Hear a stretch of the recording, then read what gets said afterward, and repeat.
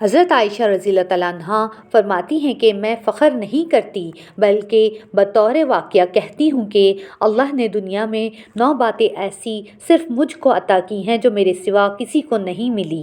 Number 1, ख्वाब में फ़रिश्तों ने मोहम्मद सल्लल्लाहु अलैहि वसल्लम के सामने मेरी सूरत पेश की।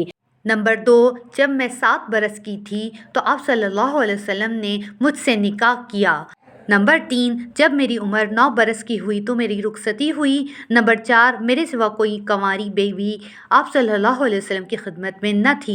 नंबर 5, आप मोहम्मद सल्लल्लाहु अलैहि वसल्लम जब मेरे बिस्तर पर होते तब भी वही आती थी। नंबर 6, मैं आप सल्लल्लाहु अलैहि वसल्लम की महबूब तरीन बीवी थी।